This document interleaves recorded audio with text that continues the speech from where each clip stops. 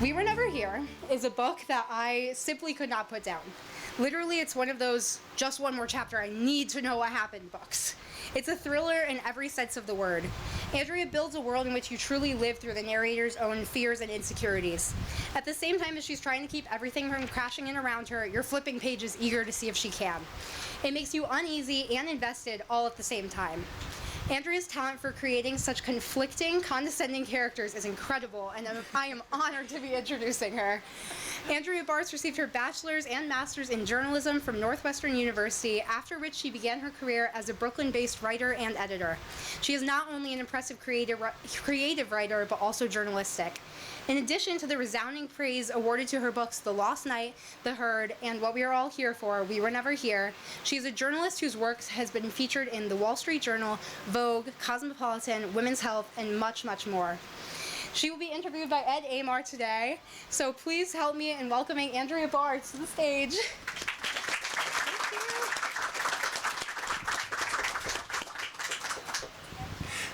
Thank you so much for that introduction, and I'm so excited to have the chance to talk to Andy Bartz today. I've been a big fan of her work, and We Were Never Here is fantastic and deserves all the praise that it's been getting. In addition, I'm also a fan of her personally and everything that she does for the crime fiction community and beyond. So there's a lot of pressure on you today to really live up to these expectations. We're building you up a lot. So, but I wanted to open first before we started our discussion with a short reading.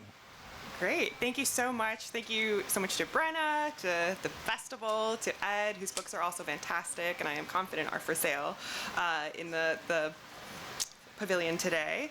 I am going to do a very brief, just one-page reading from the first chapter of We Were Never Here. So it's not the beginning of the book, but it is from the first chapter. Kristen made everything better, her confidence like a bell jar of security in a strange and gnarled world. When we'd hugged at the airport almost a week ago, tears of relief had coated my eyes. I hadn't seen her in a year pockmarked by panic attacks, nightmares, and screaming into my pillow or the shower or occasionally my fist. But in Santiago, as we'd picked up our rental car and driven north on barren highways, Kristen was her usual boisterous self. She whooped when the Pacific came into view. She honked at a clump of plush alpacas by the side of the road. She pointed and gasped at roadside fruit stands, rippling cornfields with laser-straight rows, fat fields of vegetables growing bushy in the sun. And sky, so much blue sky, almost crackling in its crispness, the way it shot down into the ocean on one side and the crinkled peaks on the other. Her presence was like a calming scent, aerosolized Xanax, and I allowed myself to relax. We spent the first night in La Serena, where we carried leaky ice cream cones around a leafy town square and stayed in a hotel with bright colors on the walls, where paintings of saints watched us as we slept. Too touristy, we decided, and the next morning we drove inland. In Pisco El Key, we took a yoga class from a woman with bowed knees and hip-length hair. As we stood in mountain pose, our chests puffed out, she announced, "Your smile powers your corazón, your heart." On the second night there, 3 college-age guys from Germany cornered us in a bar, and the panic came roaring back like a panther lying in wait. Kristen had taken the lead. She was charming, could talk to anybody. And when she'd noticed the fear in my eyes, she politely disentangled us from the cocky trio and led me back into the night. "It's okay, it's me, I'm here," she kept murmuring as we walked the dark streets back to our hotel. "Kristen's here." Her voice was a balm, her words a weighted blanket. We'd packed up and left the following day. And this morning, we arrived here, in Quiteria. At first, I'd been alarmed by its emptiness. We'd parked in a lot and wandered the hilly streets, our suitcases trailing behind us like dejected toddlers, for what felt like hours before we found an open hotel. There, I scored the keys to a small suite, the duvet damp despite the dry mountain air. The sun was sinking, and I realized the city's vacancy would be an asset. Fewer men to bother us, 2 women walking the streets at night. You know what they say about women traveling alone. Thanks. Oh, you can applaud, Leia. No, that's worth it. Thank you. The end. You know, that excerpt captures so much of what I love about We Were Never Here and your writing, is that you have this gift. And as somebody who's writes thrillers, I find it annoying that you do it so well, of getting a taut sense of story and combining it with these beautiful and unique sense of imagery, and at the same time, these, fascinating character insights.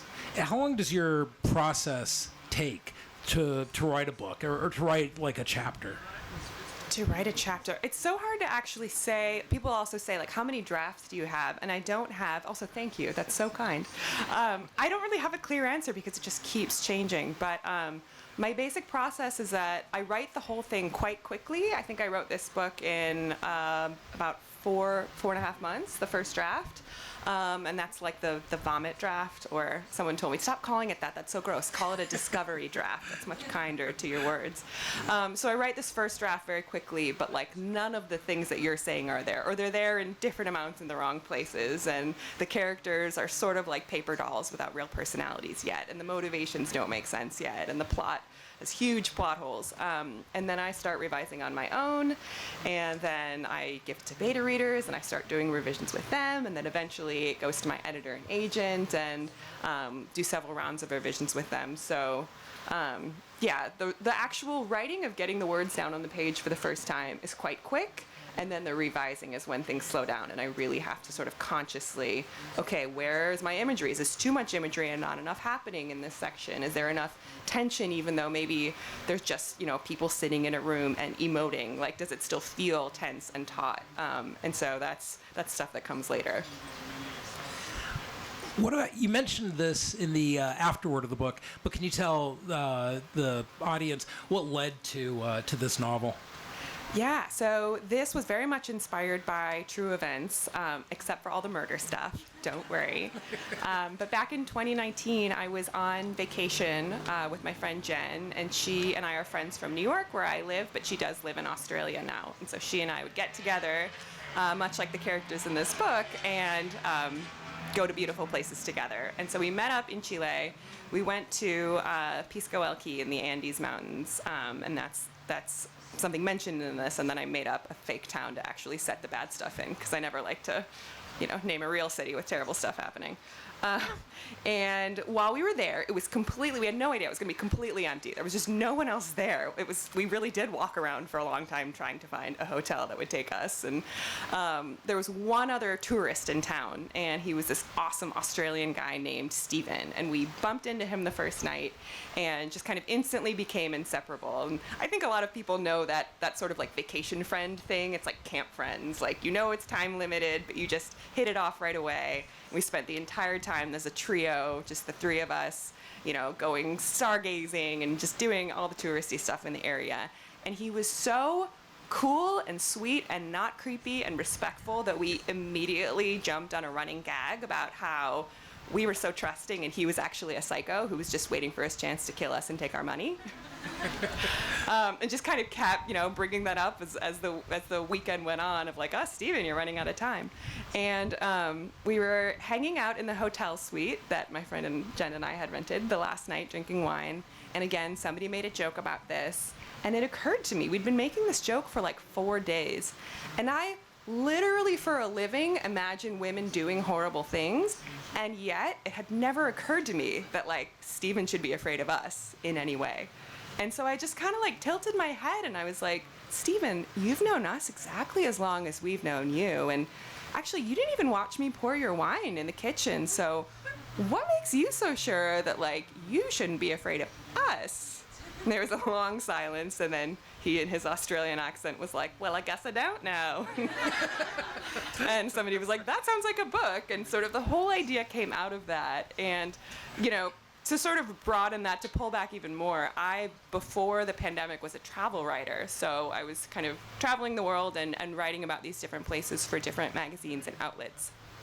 And I was doing a lot of that travel solo.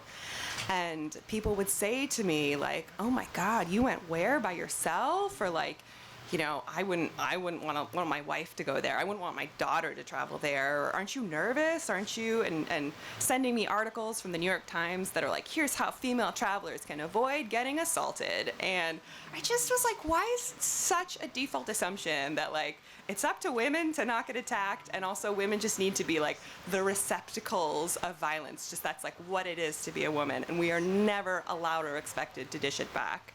And so with the book, I just started asking, what is a realistic scenario where women who are on vacation could be the perpetrators of violence? And this isn't a spoiler, very early in the book, they kill a backpacker in self-defense, and then decide for a variety of reasons that their best course of options is to cover it up and get the hell out of there.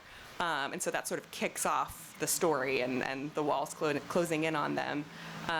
But yeah, I just had a lot of feelings about sort of violence against women, and the fact that we call it violence against women instead of male violence, and what that means, especially in a travel situation, to, you know, be traveling the world and just existing in a female form. So, a mutual friend of ours, the writer Jennifer Hillier, she and I were talking about your books, and she said that she always thinks of your books as kind of friendship thrillers or friendship noir. Is that a good description of what you're trying to do in your writing? Yeah, I love that. You know, this is my third book, and all of mine really focus on complex female friendships. They're about, you know, a group of women, or in this case, two women who are really, really close, really love each other, and they're friends. And some people are like, were they secretly in love with each other? And I'm like, no, you can be this close and be friends. And sort of the reason for that was that when I started writing thrillers, I felt like there's this huge range of thrillers out there, feminist thrillers are written by women, that are all about, sort of all the drama revolves around this primary romantic relationship, right? The woman is the ex-wife, or she is the wife who doesn't really know her husband, or she's, you know, the widower, or she's, the widow, or they're just, you know, she's the mother of this kid. Like, there's really these family relationships that so much of thrillers are based around. And I kind of thought, I was single at the time and had been for most of my 20s, and I was like, I don't have a primary romantic relationship, and yet there's like plenty of juicy relationships in my life that would be fun to explore. So yeah, I sort of, you know, it's I think it only seems exceptional because there aren't more people really focusing on friendships, but I think friendships are so, especially between women, they can be so fraught, they can be so intense, they can be just really juicy. I feel like there's tons of fodder for psychological suspense there. So in that friendship with your female characters, do you think, is that something that can only be found within the confines of a female friendship? That's an interesting question. I mean, with Kristen and Emily, they're incredibly close, and they have been since college, so this is like a decade-plus long friendship for them. And sort of part of what bound them early in college, their backstories, their sort of friendship origin story, is that Emily was in a relationship from high school on with this man who was emotionally manipulative and emotionally abusive. And Kristen is the one who sort of lovingly, slowly helped her see that, helped her get out of it. Kristen is literally like, Kristen's bed was where Emily went and slept when she finally left this guy. And so there's something where their relationship from the start is based on them helping each other find the strength to deal with, I'm going to call it, in a sense, male violence instead of like violence against women, right? And that's something that I think only other women and women and genders that don't identify as male, that they can collectively understand and experience. I think even the kindest, most empathetic cis straight dude cannot sort of relate on the same level, and it's not because men are, you know, blind to this or willfully anything. It's because you experience life differently when there is a man next to you, right? Like, you don't get catcalled when you're walking with a guy. You get catcalled when you're by yourself or with another woman. And I say catcalling when it's actually street harassment, a better term for it. So their relationship from the beginning was sort of based on the two of them finding strength in each other.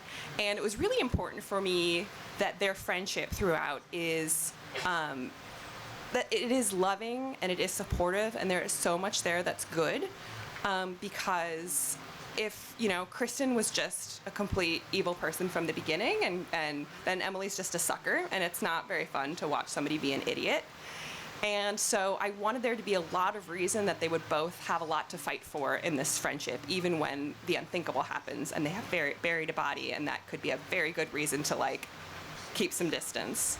And so, yeah, I think it's not fun to read about characters who are just good and evil. I think it's way more interesting to live in that in-between. And, as I was writing it, it's all from Emily's perspective, but I was thinking in every scene, okay, what would Kristen be thinking right now? What would Kristen's motivations be? How would she take, how would she interpret and sort of analyze what's going on right now?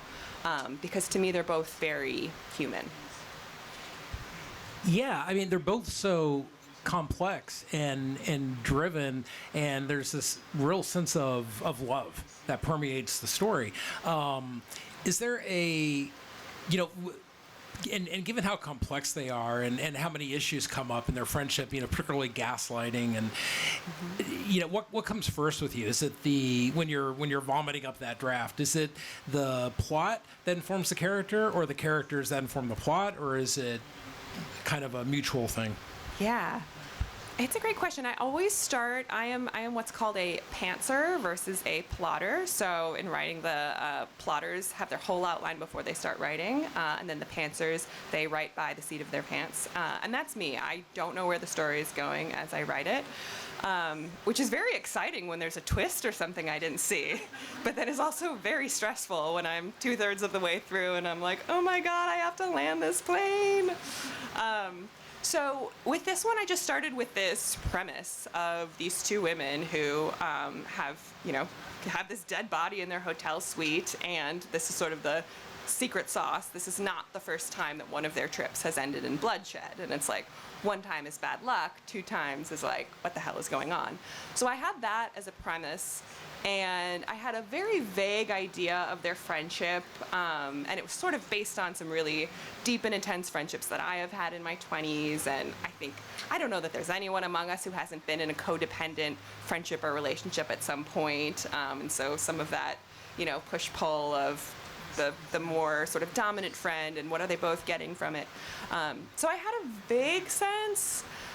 I didn't have either. I had a vague sense of the personalities. I had a vague sense of the premise. And then I wrote, and like I said, there's sort of paper dolls at the beginning. Like the characters are just really outlines throughout that first draft. And as I go, I start to learn more about their backstory. And then that informs decisions that they're making in the present. And so for me, they both kind of develop at the same time. And then by the time I get to the end, I hopefully have a pretty good sense of both. And then I'm like, okay, now back to page 1 to make that match who I now know the characters are and where I now know the plot is going.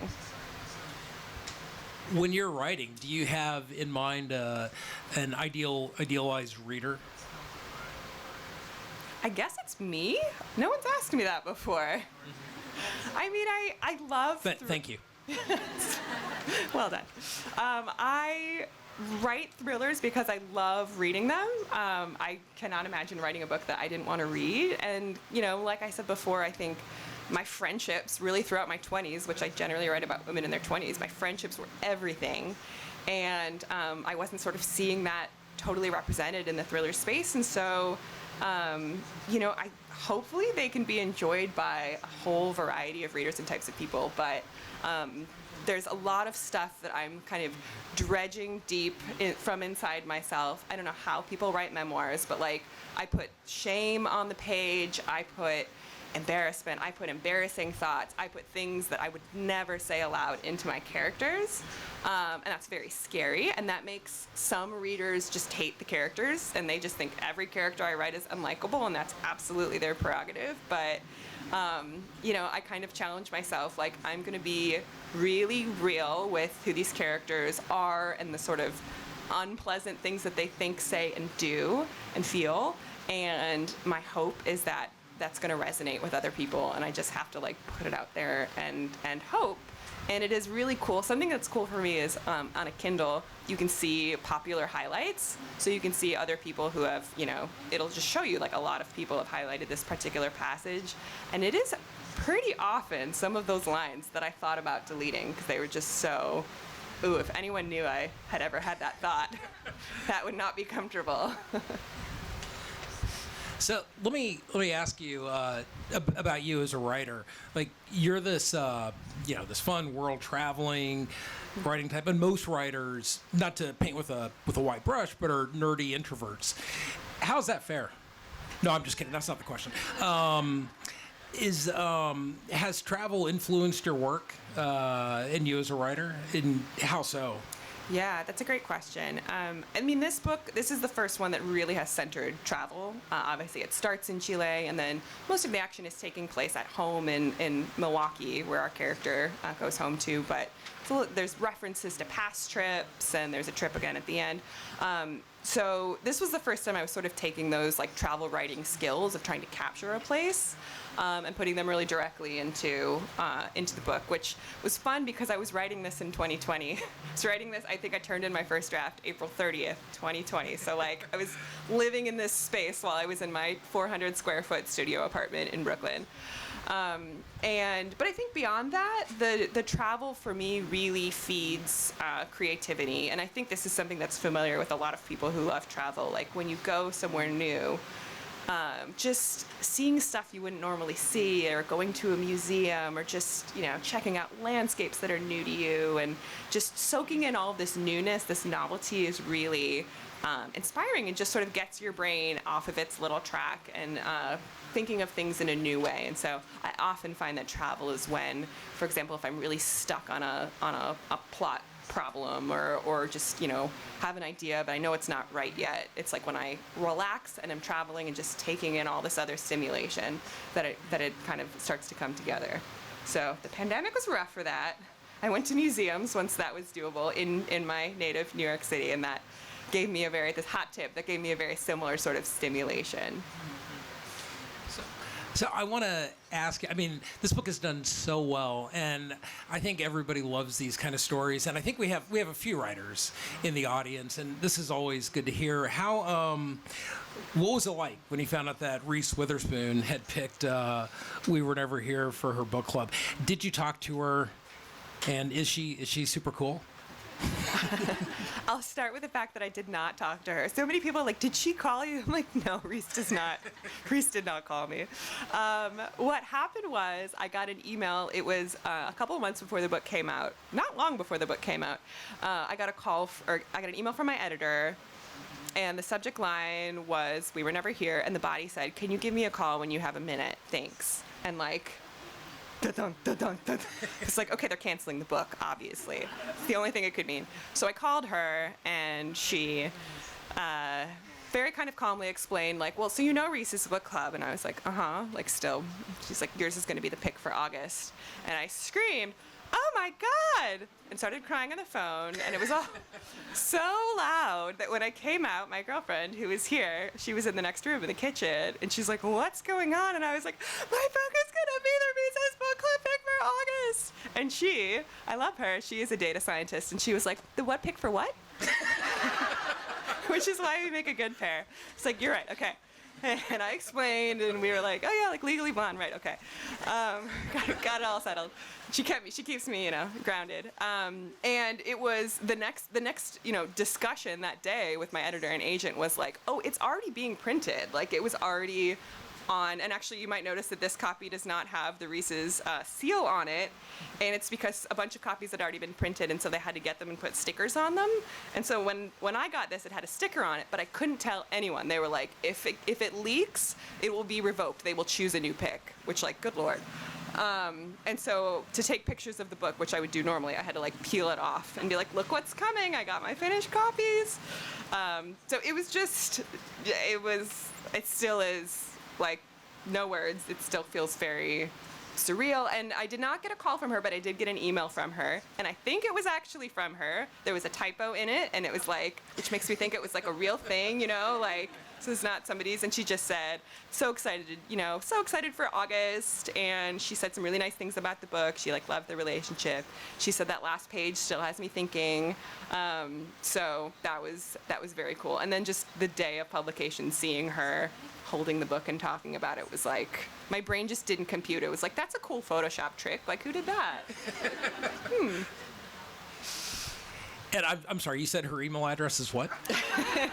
It's, so what about when you found out the news about the New York Times bestseller list? That was a week later. You know, your book comes out on a Tuesday, and then Wednesday nights are when the industry finds out about the next week's bestseller list. And so my book had been out for 8 days. We had seen that it seemed to be selling really well from the metrics that we could tell. It was high on Amazon ranking. It was stuff like that. But I was like, I can't be thinking about it. And my agent called me earlier that day, and I was like, yes. And she was like, I'm just calling. Aren't you like eager to wait? Aren't you just getting? I just can't wait. And I was like, don't call me until there's news. And so right around the time it was supposed to come out, my friend, we live across from a playground, and my friend who has kids, who had no idea any of this was happening. I mean, she knew the book stuff was happening, but did not know of the importance of Wednesdays at 4:45. Texted, and she was like, hey, we're playing at the playground if you want to come join us. And I was like, yes, that is exactly what I want to do. So I went down, and I was like pushing the kids in the swing and like, you know, being distracted. And just then is when my agent called, because she'd gotten it in. And so it was actually cute, because my friend got a photo of me on the phone, just like the biggest, like, pardon my French, shit-eating grin on my face, like just full, like could not even believe my ears. So that was very cool. And it's being adapted by Netflix. Yeah. Is that right? How did that come about? And have you been involved with the adaptation? Yeah, so that all happened before the Reese news, before the book had come out. Molly Sims, the model and actress, decided she wanted to start a production company, which is a thing you can do if you're Molly Sims. And she had read it. You know, my film agent was like sending it out pre-publication, and she'd read it and was really interested. And at the same time, there was interest from Greg Berlanti Productions, which has an exclusive deal with Netflix, I think. Don't quote me on any of this, but works with Netflix. And so the two sort of independently came upon it, but both liked it and decided teaming up as producers would be a really great way to do it. So I just found out all of this via an email from my film agent, and she was like, and they want to talk to you, so like, let's do a call. So I had a call with these, you know, Hollywood producers and Molly Sims, which she was hilarious. She was great. She's married to the, I think, CEO of Netflix. And so at one point she was like talking about how this will be a priority and they'll be really determined to get it made. And she goes, I mean, I happen to be sleeping with the head of Netflix, so. And I was like, yes. So it was a really, really fun conversation. I loved their vision for it. They told me about some of the changes that they were going to make and how they were going to. There's in the middle of the book, there's kind of the scavenger hunt with a lot of like riddles and stuff. And they were like, yeah, we're really excited to like translate that to the screen and like make that a bigger moment and use that to reveal some stuff. So just hearing like the minds of people whose minds work so differently from mine talk about, you know, adapting this from the screen was really great. And yeah, so I have not been super involved. I sort of gave them my blessing and was like, you go make your art and I will continue to make mine. But they have hired a screenwriter and it's apparently moving along, so I'm very excited to see what they do with it. So you mentioned continuing your art. What do you have coming up next? And that's actually a two-part question because, you know, you mentioned, you know, that you'd done travel writing and you've written for a lot of publications. Do you want to continue exclusively writing novels, or is there another field you'd like to try? Next up, my next book is, I'm in revisions right now. I'm deep in the process of trying to make it good, because it's not at first. And that one is going to be coming out early summer 2023, so about a year from now. And I I think going to ease back into travel writing, but the landscape of it has changed, and the books are really sort of where my focus and where my heart is now. What I am interested in is sort of writing books that are a little bit different from my brand, or expanding my brand into different genres. I have this like secret dream of writing horror, which, you know, is adjacent but different. I just think it'd be really fun to write like feminist horror and take all of the horrors of, again, being a woman existing in the world and turn them into these very scary books. So we'll see. I'm talking to my agent about selling some short stories in different sort of outlets. I told my film agent I am interested in TV writing at some point, so she's trying to set up some meetings. So there's all sorts of, you know, ways I want to continue to be creative, and I had a whole career as a magazine editor. Now I'm doing this book thing. I get really freaked out by the idea of doing any one thing for like decades and decades. Like my attention span is too short, so I am loving it right now, and then I'm sort of leaving open-ended, like what's going to be, how things are going to look in 5 or 10 years. So one of the things that, you know, I mentioned at the beginning that I'm a big fan of you personally, and you've been real voice in crime fiction and in writing for issues related to social justice. How does that tie into your writing, and do you try and consciously marry the two together with your novels, or do you try and keep them separate? I think it's impossible for me to keep this stuff truly out of my books because they're all coming from my brain, right? They're coming from like the way that I see the world.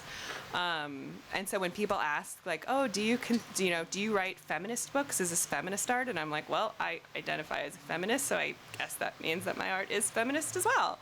I tend to write about like cool girls who live in cities, and like it's, the settings and things sort of lend themselves to like more progressive or liberal leaning main characters like myself. And I don't try to on the nose, be putting out these sort of social messages or fighting for social justice. I try to just more get people thinking about and talking about, maybe who wouldn't already be thinking about talking about some of these issues, like sexism in travel, like violence against women, and why are we calling it violence against women, and why is it such a given and an assumption, and we don't even question it? Why is it on women's backs to, keep themselves from being assaulted? So I try to sort of work through these themes that I think about a lot and find interesting. And then in smaller ways, I try to just put in these little Easter eggs that people maybe don't notice, like, in The Lost Night, there's a point where someone's talking about a gender reveal, and someone else is like, it's a sex reveal, and the other character's like, what? And they're like, well, we're not going to know that kid's gender until they're like at least 15. So you might agree or disagree. It's characters saying that, but just thinking like, why do we call it a gender reveal? Like, babies don't have genders yet. Like that's a construct that develops later. So little things that hopefully are sort of Trojan horsing some progressive ideas into all of the readers of America who would be interested in this genre. So we're going to take questions in a moment, but I had one last question. What's been the best moment of your writing career? Oh my gosh. Right now, Ed. Yeah. Thank you again. Yeah, I mean, probably publication day or publication week, this isn't one moment, of my very first book, The Lost Night, back in 2019. It was pre-COVID, so we were able to, have the book launch, and tons of people showed up, and it just felt, I was like, this must be what weddings are like. It's like, you look out at the audience, and it's so many people that you love and care about, and everyone was just so happy. So I guess I'm going to go with the launch party in 2019, and just being like, it's real. I can hold it. When you said you love and care about the audience, are you saying you love and care about the audience here? I look you out, kind of and indicated all of you are invited to my Sunday wedding. Every single one of you. So we are going to take questions. If you have a question, we ask that you use the microphone right over here or on that side over there. So any questions from the audience? If you just come up to the microphone, please. Either one of them. Don't be shy. Oh, here we go. Hello. So one of my favorite things about this book is just that opening paragraph. I think it's such I just read it when it first came out. I picked it up. It was at the bookstore I was working at, and I read the first paragraph, and I was like, what the heck? This is awesome. So kind of what went into, crafting that opening, what was your thought process going into that? Yeah. Yeah, thank you. The first paragraph. So here's the crazy thing: when I'm writing these books, like I said, I don't have an outline, and yet later my subconscious has somehow, in like bumping along, has planted all these things that become relevant later.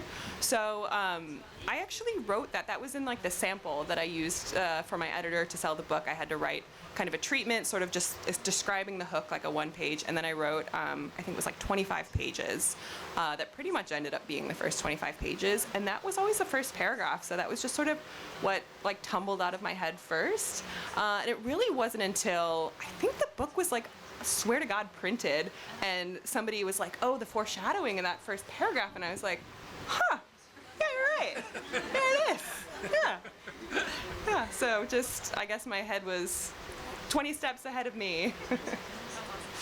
Thanks. Okay. Ed's gonna start doing stand-up. Oh if yeah, we don't you get have one more. right there. This is a little off topic, but I was just thinking about that 400 square foot apartment. Are you going to stay in that small space? Can you live in that small space for a very long time? You know, it never felt small until the pandemic. Until A, the pandemic, and then B, somehow the condo board or whatever continued to get special clearance for them to rip down the balconies that were on the side of the building. So not only was I trapped in, it's 380 square feet, not only was I trapped in a shoebox, but the wall was shaking. They were jackhammering into the side of the building. So because of that, I got the heck out of Dodge and went and stayed with some friends in Oxon Hill, Maryland, for a few months, which was a lovely place to be sort of marooned. And then when I came back, I moved. So I am no longer in the 380 square foot studio.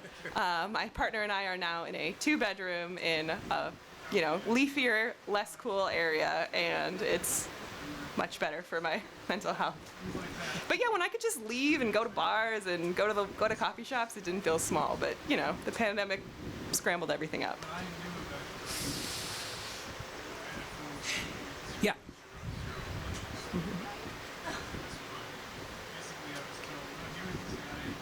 So I guess with We Were Never Here and any other book, like what goes into choosing the actual title, and like what made this be the one?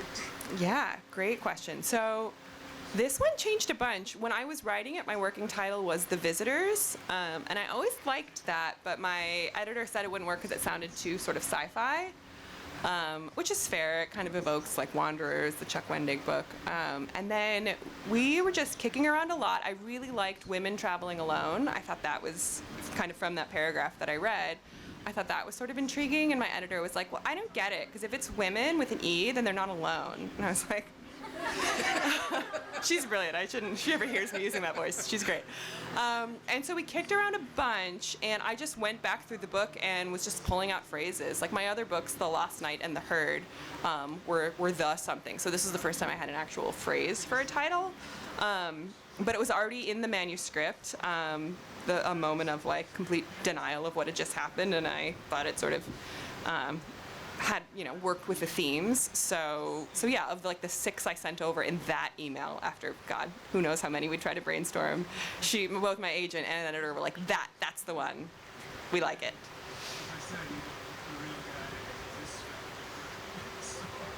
Yeah. We have a question over there.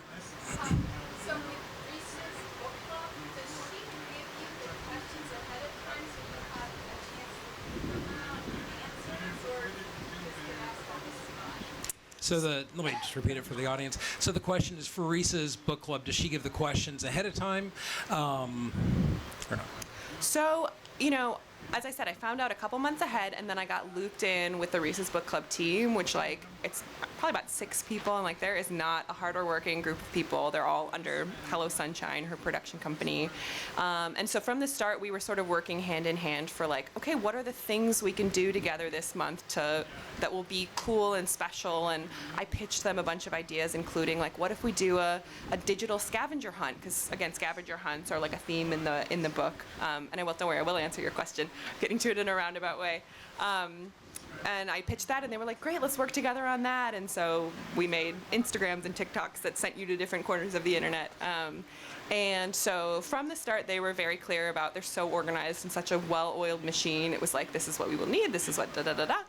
And I knew that I was never in direct touch with Reese, and I knew that at the end of the month I would be in a digital, virtual book club, a Zoom that whoever wanted to join from the community could join. They paired me up with Megan Miranda, a wonderful thriller author who was also a former Reese pick, and she asked the questions of me. So I think she personally, Megan Miranda, reached out and was like, do you want to go over the questions first? And I was like, no, unless it's anything weird, I'm pretty fine just chatting freely.